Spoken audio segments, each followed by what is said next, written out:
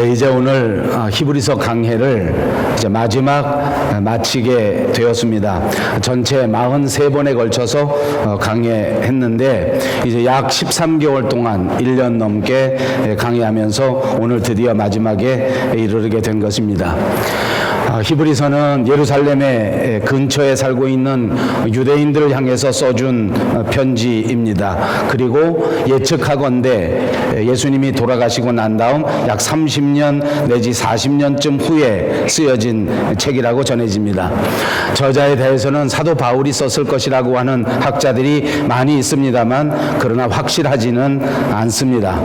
이 히브리서의 특징 가운데 가장 중요한 것을 꼽는다고 하면 그것은 역시 예수 그리스도께서 우리에게 진짜 대제사장이 된다. 그 어떤 제사장보다도 더 우월하신 제사장 예수 그리스도이시다. 우리의 믿음의 근본이 되는 분이 예수 그리스도이시다. 우리의 믿음이 오로지 예수 그리스도를 바라보고 그리스도를 의지하는 믿음이 되어야 한다 하는 것을 주제로 쓰여진 책이라고 말할 수 있습니다.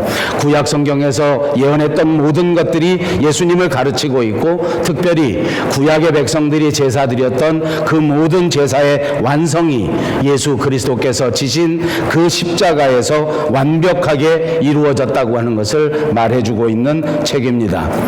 이 귀한 책을 1년 동안 설교하면서 함께 은혜 받게 된 것을 다시 한번 감사하고 또 이렇게 위해서 기도해 주신 여러분들께 진심으로 감사의 말씀을 드립니다. 앞으로도 부족한 목사 그리고 설교 사역을 위해서도 여러분들이 계속 기도해 주시기를 부탁드립니다.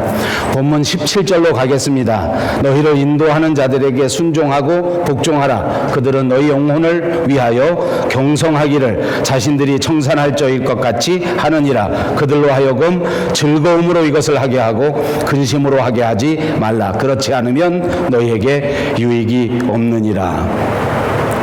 이 대목을 해석하기 위해서는 히브리서 성경 전체를 바라볼 수 있어야 합니다. 이미 교회의 지도자에 대한 이야기가 있었고 그것을 강의할 때 여러분에게 설명해 드린 적이 있습니다. 성경을 이해할 때 그 상황, 그 역사 이것을 보면서 해석하는 것이 좋다. 단순히 오늘의 우리 교회의 지도자, 우리 교회의 목사, 우리 교회 장로님들 그리고 성도님들과 직접적으로 연관하는 것보다는 이 성경이 쓰여진 당시에 쓰여졌을 때에 이 지도자들 그리고 성도들과의 관계를 한 번쯤 생각해 볼 필요가 있다 하는 것을 말씀드린 바가 있습니다. 이 히브리서가 처음 기록됐을 때서부터 이 히브리서는 누구에게 쓰여진 것이냐 하면 예루살렘 근처에 있었던 유대인들이 처음 신앙의 삶을 살고 처음 예수를 믿는 삶을 시작했는데 예외 없이 누구나 예수 믿는 삶이 평탄치가 않았습니다. 예수를 믿고 축복을 받기를 기대했지만 예수를 믿고 모든 일이 형통하기를 기대했지만 그러나 예수 믿는 것 때문에 오히려 핍박을 받고 예수 믿는 것 때문에 오히려 많은 박해에 시달리면서 많은 사람들이 회의를 갖게 되고 믿음을 떠나게 되고 이것은 다시 말하면 같이 교회 생활을 시작했지만 처음 개척하면서 모든 사람들이 힘을 합쳐 열심으로 교회를 시작했는데 그러나 좋은 일보다 어려운 일들이 많이 생겨지고 우리가 예측하지 못했던 이런저런 갈등들이 교회에 생겨지게 되니까 교회에서 일어나는 현상 가운데 가장 우려스러운 것은 관계가 깨지기 시작하는 것입니다. 처음에는 사람들과의 관계가 서먹서먹해집니다. 같이 열심으로 최선을 다할 때에는 형제보다 더 가까운 관계였는데 자기 가족들보다도 훨씬 더 좋은 관계였는데 이곳저곳에서 예기치 않은 박해가 다가오게 되니까 어딘가 모르게 성도들과의 관계가 깨지기 시작합니다. 당연히 교인들과의 관계가 무너지고 당연히 지도자들과 교인들도 서먹해지기 시작합니다. 교회를 위해서 열심으로 최선을 다하는 지도자들을 믿지 못하는 일이 생겨지게 되고 서로 피하는 일이 생겨지게 되고 이것은 교회의 분열로 이어지게 되면서 초대교회에 큰 문제가 되기 시작했다는 말입니다. 여러분, 교회 안에서 사람의 관계가 깨지는 것은 아주 중요한 일입니다. 왜냐하면 사람들과의 관계가 깨지는 깨지면 곧바로 이어지면서 하나님과의 관계도 깨지기 시작하기 때문입니다. 우리의 믿음의 가장 중요한 것은 관계라고 해도 과언이 아닙니다. 우리가 하나님과의 바른 관계를 유지하고 있는가, 그것은 우리 신앙이 올바로 서 있는가 그렇지 못한가를 우리에게 말해주는 가장 중요한 요소이기 때문입니다. 그래서 초대교회에서는 이렇게 교인들과의 관계가 무너지면서 지도자들과의 신뢰가 무너지면서 이 모든 문제가 야기되므로 이렇게 권면한 것입니다. 너희를 인도하는 자들에게 순종하고 복종해야 한다. 그들은 너희 영혼을 위하여 경성하기를 자신들이 청산할 자일 것 같이 하느니라. 그들로 하여금 즐거움으로 이것을 감당할 수 있게 해야 하고, 만약 근심으로 목회를 하게 된다면 그것은 모든 사람들에게 유익이 되지 않는다고 권면한 것입니다. 여러분, 많은 사람들이 이 대목을 해석하면서 목사님들을 이해하고 목사님들을 후원하라 이렇게 설교하게 됩니다. 물론 그런 면이 적지 않다고 생각합니다. 그러나 여러분, 말씀드린 것처럼 이런 역사적 배경, 이런 역사적 환경 속에서는 지도자와 성도들이 관계를 깨뜨리지 아니하고 어느 누구도 서로 존중하면서 서로 이해하면서 서로 믿음의 형제답게 믿음의 자매답게 살아야 할 것을 말씀한 것이라고 해석해야 합니다. 뿐만 아니라 이것은 성도들에게만 준 말씀이 아닙니다. 지도자들은 더더욱 자기 스스로가 책임감을 갖고 모든 성도를 하나님 앞에 가슴에 품고 나아가 자기가 청산할 자인 것처럼 행동해야 한다는 것을 우리에게 말씀해 주는 것입니다. 그러므로 교회 지도자가 된 사람들은 교인들을 위해서 자기 자신이 책임이 있는 자라고 하는 사실을 깨닫고 하나님 앞에서 결산할 것처럼 그렇게 살아야 한다는 것을 우리에게 말씀해 주시는 것인 줄로 믿습니다. 그렇습니다. 이것은 그리스도인들이 가져야 할 거룩한 책임감입니다. 사랑하는 여러분, 이제 이 히브리서를 마지막 강의하는 이 순간 우리 모두가 그리스도인으로서 하나님의 아들로 하나님의 딸들로 거룩한 책임감을 충만하게 가지시기를 주님의 이름으로 축복합니다. 여러분, 책임감이 없이 교회 생활을 하고 책임감이 없이 신앙 생활을 하면 나타나는 여러 가지 현상들이 있습니다. 책임감이 없으므로 신앙 생활하다가 조금만 지치면 그만 포기해버립니다. 책임감이 없으므로 조금만 나쁜 일을 보면 입을 높여 목소리를 높여 비난하기에 급급합니다. 그렇습니다. 모든 사람들이 책임감이 없다면 누구나 그렇게 할 것입니다. 즉시 그 자리를 떠나면 그만이고, 즉시 잘못된 것을 지적하고 즉시 잘못된 것에 큰 소리를 칠 수 있다는 말입니다. 그러나 여러분, 책임감을 가지고 사역하는 성도들은 그렇지 못합니다. 어려운 일이 있다고 할지라도 가슴속에 내가 먼저 청산할 자인 것처럼 생각하게 된다는 말입니다. 나쁜 관계가 생겨지면 이 관계를 어떻게 하든지 회복해야 하고, 그 회복하는데 내가 중요한 책임이 있다고 하는 사실을 생각하게 된다는 것입니다. 사랑하는 여러분, 저와 여러분, 우리 밴쿠버 영성교회에서 이처럼 우리 가슴에 하나님의 교회를 묻고 우리 가슴에 하나님의 형제들을 간직하고 우리가 하나님 앞에 청산할 자인 것처럼, 우리가 하나님 앞에 계산해야 되는 사람들인 것처럼 그렇게 책임감 있게 살아가는 성도님들이 꼭 되시기를 바랍니다.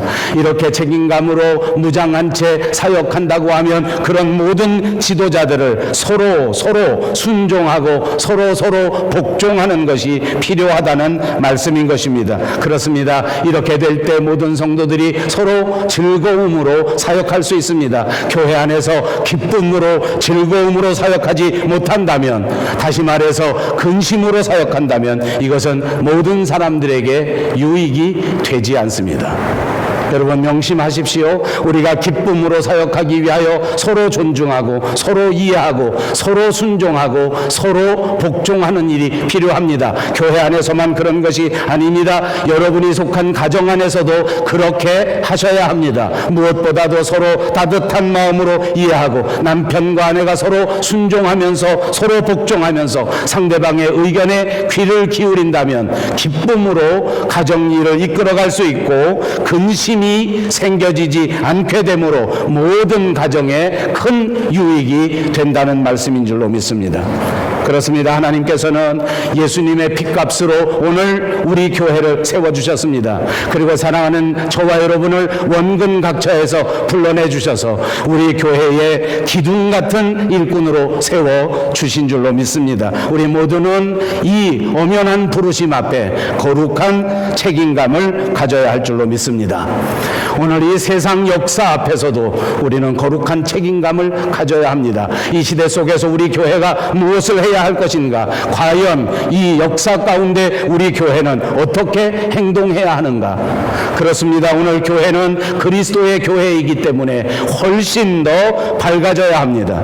오늘 우리 교회는 그리스도의 교회이기 때문에 훨씬 더 믿음과 사랑과 소망이 충만한 교회가 되어야 될 줄로 믿습니다. 사랑으로 선행을 격려하는 위대한 교회가 되어야 될 줄로 믿습니다. 오직 믿음, 오직 은혜, 오직 말씀으로서 세상을 가슴에 안고 세상을 변화시키는 우리 밴쿠버 용성교회 그리고 속한 모든 성도님들이 꼭 되시기를 다시 한번 주님의 이름으로 축복합니다.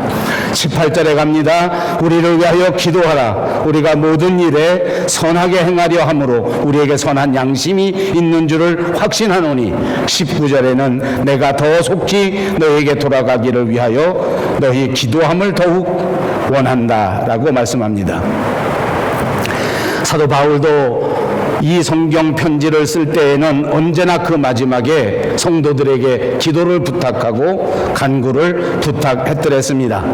사실 우리가 얼른 생각해 보면 위대한 하나님의 종이 무슨 우리의 기도가 필요할까?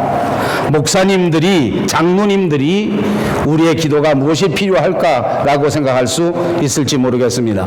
네, 여러분, 그렇지가 않다는 것입니다. 우리가 위하여 지도자들을 위하여 기도하고 장로님들을 위하여 기도하고 우리가 형제 자매들 간에 서로 위하여 기도한다고 하면 그러면 훨씬 더 힘있게 훨씬 더 능력 있게 사역할 수 있다는 것을 가르쳐 주시는 것입니다. 서로 위하여 기도하셔야 합니다. 그럴 때 서로 힘을 얻고 그럴 때 서로 더 큰 능력으로 주의 일을 감당할 수 있기 때문입니다. 여러분이 너무나 잘 아시는 것처럼 구약 성경에 보면 큰 예가 나옵니다. 여호수아가 이끄는 이스라엘 군대와 아말렉 사람들이 처음 전쟁을 할 때가 있었습니다. 르비딤이라고 하는 곳에서 마주쳐 전쟁을 하게 되었는데 이때 장군은 여호수아였습니다. 아말렉 군대와 맞싸워 싸울 때에 모세는 산 높이 올라가 이스라엘 민족들을 위해서 여호수아의 군대를 위해서 손을 들고 기도했습니다. 두 손을 높이 들고 하나님을 향해서 열심히 기도했더니 그 밑에서 싸우는 여호수아의 군대와 또 아말렉의 군대가 이 모세가 열심히 기도하면 할수록 여호수아의 군대가 승리하고 이기고 그리고 모세가 너무 힘이 들어서 높이 들었던 손을 조금 내렸더니 그랬더니 금방 이스라엘 군대의 전세가 불리하게 되는 것입니다. 그때 아론과 훌이 옆에 있다가 모세가 손을 들고 기도하는 것을 보면서 옆에서 돕고 아론과 훌이 모세의 팔을 붙들고 그 손이 떨어지지 아니하도록 열심히 그랬더니 전세가 유리해져서 이스라엘 백성들이 아말렉 군대를 물리쳤다 하는 것이 성경의 기록으로 나오고 있습니다. 여러분, 전쟁에서 승리하는 비결이 바로 기도에 있다고 우리에게 가르쳐 주신 것인 줄로 믿습니다. 오늘도 우리 세상에서는 전력이 전쟁에서 이길 수 있다고 말합니다.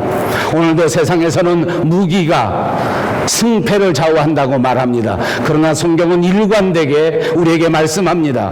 기도가 전쟁을 좌우한다는 사실입니다. 사랑하는 여러분, 하나님 앞에 기도하실 때에 우리의 인생에 승패가 좌우된다고 하는 사실에서 흔들리지 않는 여러분들이 꼭 되시기 바랍니다. 여러분 삶에서 가장 중요한 것은 하나님 앞에 기도하느냐 기도하지 않느냐. 기도를 쉴 때 우리의 인생은 점점 약화될 수밖에 없고 기도가 없을 때 우리는 하나님 앞에서 패배할 수밖에 없다는 사실을 기억하시고 언제나 승리의 비결이 기도라고 하는 사실을 잊지 마시기 바랍니다. 그렇습니다. 마귀와 싸울 때에 승리할 수 있는 비결은 오직 기도밖에 없습니다. 기도는 언제나 놀라운 역사를 일으킵니다. 하나님의 사람 엘리야의 기도도 구약 성경에 등장하고 있습니다. 여러분 모두가 기억하시는 것처럼 엘리야는 450명 바알 신을 추종하는 추종자들과 400명 아세라 묵상을 섬기는 사람들과 대결하게 되었습니다. 1대 850입니다. 엘리야는 하나님 앞에 간절히 기도하였습니다. 엘리야가 기도할 때에 하늘에서 불이 내려오게 되었습니다. 거짓 신을 섬기는 아세라 신을 섬기는 사람들, 아세라 묵상을 섬기고 바알 신을 추종했던 사람들은 아무리 기도해도 응답이 없었지만 엘리야의 기도는 하늘의 응답을 불렀던 것입니다. 이 싸움에서 승리했을 뿐만 아니라 3년 반 동안이나 비 한 방울 내리지 않던 이 유대 땅에 비가 내리게 되는 기적의 역사를 창출하게 된 것입니다. 성경은 이렇게 말합니다. 야고보서를 통해서 이 엘리야가 우리와 똑같은 성정을 가진 사람이라도 이가 기도했을 때에 우리와 똑같은 사람이었던 엘리야가 간절히 기도했을 때 비가 오지 않는, 다시 비가 내리는 위대한 역사가 있었다. 기도한즉 하늘이 비를 내리고 기도한즉 하늘이 비를 멎게 하는 역사가 있었다고 가르쳐주고 있습니다. 여러분, 하나님 앞에 드리는 믿음의 기도는 이처럼 역사하는 힘이 많다는 사실을 기억하시기 바랍니다. 우리가 형제를 위하여 기도할 때에 역사하는 힘이 있습니다. 이 기도를 통해서 우리는 형제 간에 막힌 담을 헐어버릴 수 있습니다. 우리가 목사님을 위하여, 장로님을 위하여 기도할 때에 우리는 이 기도를 통하여 서로 이해하게 되고 서로 소통하게 되는 위대한 기회를 얻게 될 줄로 믿습니다. 이제 교회를 위해서 기도해야 합니다. 이제 형제들을 위하여 기도해야 됩니다. 이제 사랑하는 성도들을 위해서 기도하는 여러분들이 꼭 되시기를 바랍니다. 저는 이제 제 목회 생활 가운데 마지막 완결의 과정을 지나고 있습니다. 몇 년 남아있는지 모르지만 그러나 멀지 않은 시기에 제 설교의 사역도 제 목회의 사역도 은퇴를 앞두고 있는 시점입니다. 다시 한번 여러분에게 부탁합니다. 제게 남은 이 목회 생활 동안 제 본연의 업무 가운데 하나인 이 설교와 이 목회 사역에 열심을 다할 수 있도록, 그리고 능력을 발휘할 수 있도록 여러분들이 배후에서 기도해 주시기를 간곡히 부탁드립니다. 20절, 21절로 가겠습니다. 평강의 하나님이 모든 선한 일에 너희를 온전하게 하사 자기 뜻을 행하게 하신다. 우리가 어떤 기도를 드려야 하는지를 말하고 있습니다. 모든 선한 일에 우리를 온전하게 하사 하나님의 뜻을 행할 수 있도록, 하나님의 뜻을 행할 수 있도록 그것을 도와주시기를 기도해야 된다는 것입니다. 그렇습니다. 하나님의 사역은 하나님이 도와주셔야 감당할 수 있기 때문입니다. 하나님이 힘을 주셔야 하나님의 역사를 이룰 수가 있기 때문입니다. 온전하게 하시는 것입니다. 여러분, 온전하게 하는 것이 무엇입니까? 고치는 것입니다. 수선하는 것입니다. 정비하는 의미가 있습니다. 하나님이 우리를 온전케 하시는 것은 어긋나버린 탈구된 뼈를 바로잡아 바른 행실로, 바른 삶으로 걸어갈 수 있게 만들어준다는 의미를 가진 단어입니다. 우리가 하나님의 자녀이면서도 하나님의 아들이면서 하나님의 딸이면서 올바른 길을 걸어가지 못하고 만약 타락한다고 하면 말씀드린 것처럼 우리는 사람과의 관계가 무너지게 되고 하나님과의 관계도 무너지게 되는 것입니다. 이때 하나님께서 우리에게 은혜를 베푸셔서 우리를 온전하게 하십니다. 그것이 우리를 고쳐주시는 것입니다. 그것이 우리를 바로잡아 주시는 것입니다. 하나님의 손길이 아니고는 우리의 인생을 고칠 수 있는 능력이 전혀 없습니다. 그러므로 우리는 언제나 하나님 앞에 간절히 구하셔야 합니다. 우리의 인생을 고쳐주시옵소서. 나의 남은 인생을 온전하게 붙잡아 주시옵소서. 내가 정말 주님이 원하시는 대로, 내가 정말 주님이 불러주신 대로 그 사명을 감당할 수 있도록 주여 우리를 온전케 해 주시옵소서. 그래서 우리는 기도해야 합니다. 하나님께서 우리의 모든 삶을 조정해 주시고 나의 모든 달란트를 조정해 주시고 온전하게 해 주셔야 됩니다. 그리고 바르게 해 주셔야 됩니다. 그래야 우리가 주님과 함께 동행하면서 걸어갈 수 있게 되는 줄로 믿습니다. 여러분, 우리가 하나님의 말씀을 아는 것만으로 만족하면 안 됩니다. 하나님이 말씀하신 그 말씀대로 실행해야만 하는 것입니다.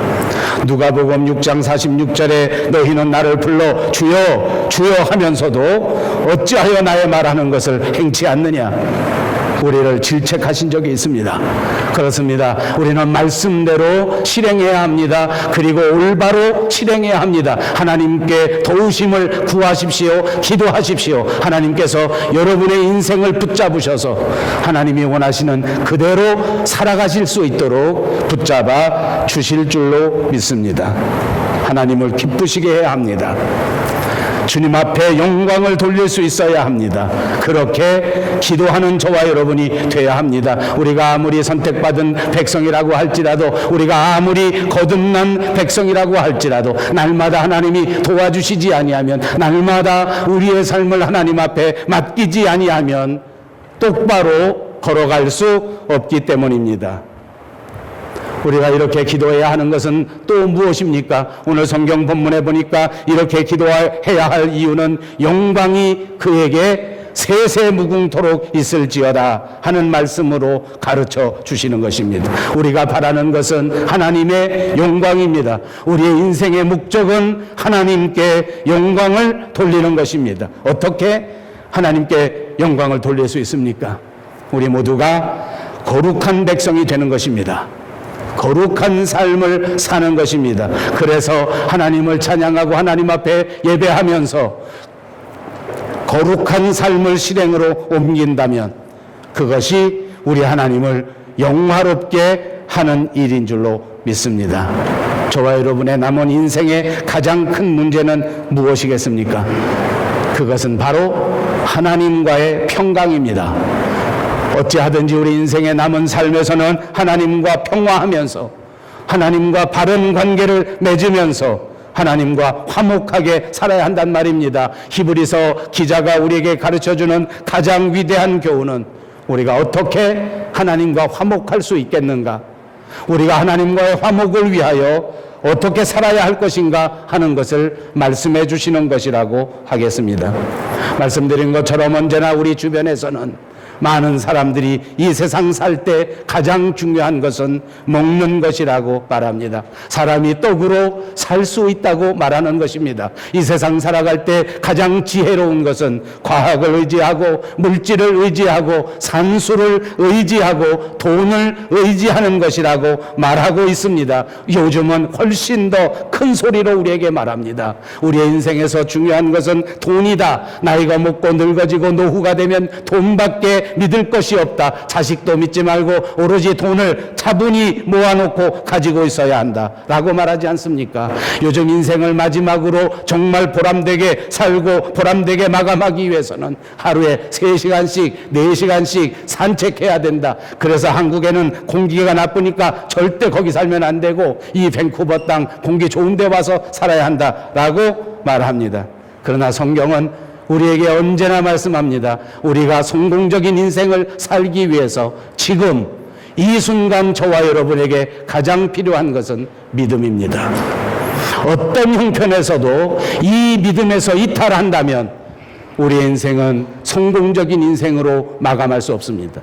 우리의 남은 생애가 얼마가 됐든지 간에 믿음을 붙잡고 믿음으로 살아갈 수 있는 여러분들이 꼭 되시기를 주님의 이름으로 축복해 드립니다. 오직 의인은 믿음으로 말미암아 살리라. 이 말씀 기억하십시오. 오직 의인은 믿음으로 말미암아 살리라. 저는 이 히브리서 강해를 통해서 구약 성경 위대한 믿음의 인물들을 강해하였습니다. 구체적으로 한 사람 한 사람을 한 주간씩 편성하면서 여러분에게 말씀드렸습니다. 그리고 이렇게 살아왔던 위대한 믿음의 영웅들의 삶은 우리 주 예수 그리스도의 삶을 모방한 그리스도의 삶의 완벽한 예증이었다고 말씀드렸습니다. 그렇습니다. 히브리서의 결론은 바로 그것입니다. 우리 모두의 삶의 가장 큰 모범, 가장 큰 목표, 그것은 바로 우리 구주 예수 그리스도라는 것입니다. 그분이 내 삶의 출발점이요, 그분이 내 인생의 도착점이 되시기를 바랍니다. 그분이 우리 인생의 시작이요, 그분이 우리 삶의 마지막이 되시기를 축복합니다. 이것이 믿음의 주요, 우리를 온전케 하시는 이인 예수를 바라보는 것입니다. 이제 이 순간부터 모두 눈을 들어 우리 주 예수 그리스도를 바라보시는 여러분 모두가 되시기를 주님의 이름으로 축복합니다. 기도하겠습니다.